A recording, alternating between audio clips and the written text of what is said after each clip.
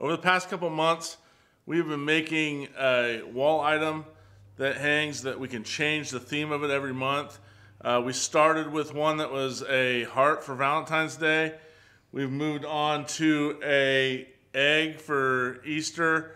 Now we're in May, and we decided to make something flower themed because April showers bring May flowers.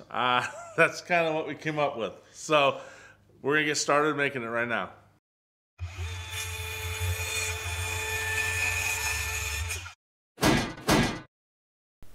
Back in February, I decided to start making a monthly item that we could put on film, and what it is a wall hanging that can be changed for whatever the month is. So February we started with a heart for Valentine's Day, and then we've done a different item each month. So we're in May right now, and so we decided May and flowers kind of go together, so we are doing a tulip. And I say we because my son is helping me with these projects. I am just kind of providing the guidance. And one of the reasons I did this is because I just wanted to show that anybody could do this type of thing. It didn't have to be an adult. For the design in this project, I actually found a tulip on Canva and downloaded it as an SVG file and then imported it into the CNC software. So what we're going to do is we are going to paint this tulip, and we decided to use blue. We have 3 different shades of blue paint. And so we're going to paint the whole thing this color of blue, and then after we do that, what we decided was we wanted to make each section of that tulip a different shade of blue. We also decided to take some mica powder, the same stuff I use in my epoxy projects, and sprinkle it on, and just to give it a little bit different look. So we masked everything off, and we started painting it and sprinkling that mica powder on. You can see we're using a blue-green, and that's from Black Diamond Pigments. And I can put a link to that in the description.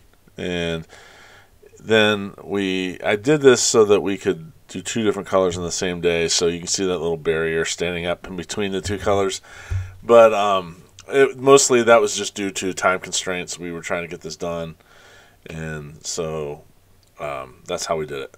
Now it did kind of clump up, and we just blew on it and tried to get it to spread out. If I were to do this again, I would probably put the powder in maybe like a salt shaker type of contraption or device, and I think it would have spread out a little bit better because it did get a little bit clumpy when it dried on that paint. Now it is important to make sure that the paint is dry before you put that masking tape on.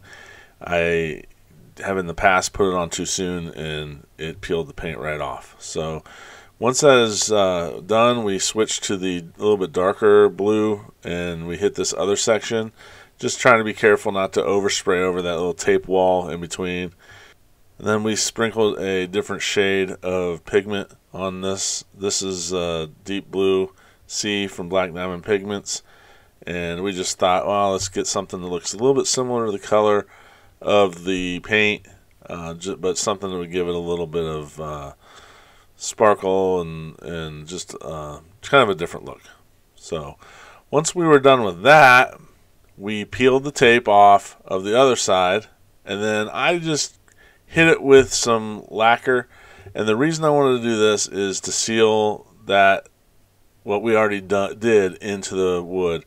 I didn't want glitter everywhere. I didn't want that. I just wanted it to seal it all in. I was also concerned because I knew we were going to have to tape it for the next color. So I didn't want to peel all that stuff we did off with the tape. So once it was dry, we taped it. Came in with the actual original color that we used for the entire flower, and we repainted it. And the reason we did this is because we needed to get it wet so that we could get that other pigment color to stick. So then the next thing we did was we got some different colored pigment out. This was eye candy, and it's called Pacific Blue.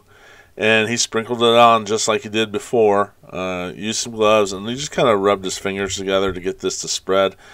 And it did get a little bit clumpy, as you can see.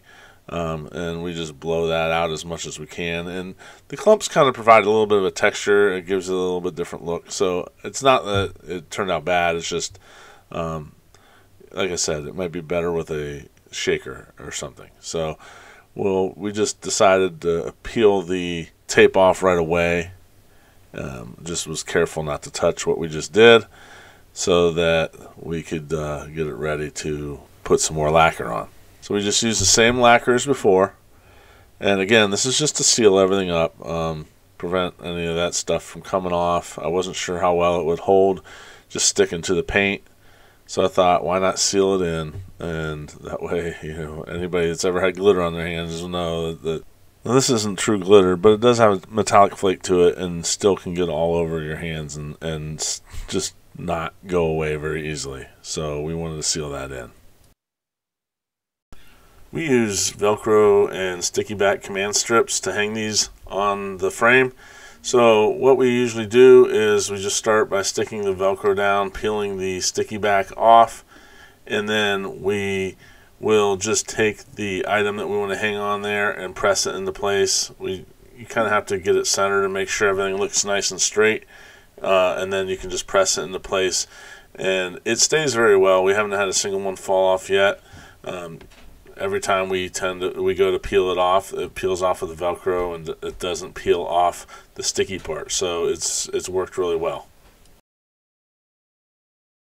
So here's the final result. You can see we got some different colors in it. We'll zoom in here and you can see where the mica powder was stuck to it while the paint was wet. And I think it turned out pretty good. So if you want to make this, it's not a hard project to make. You could cut this out with a jigsaw very easily.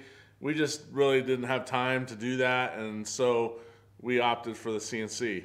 So this is something that pretty much anyone can do with some basic tools, and it's our month of May project. So you have to stay tuned to see what we come out with for June. And thanks for watching. Hit that like button, subscribe button.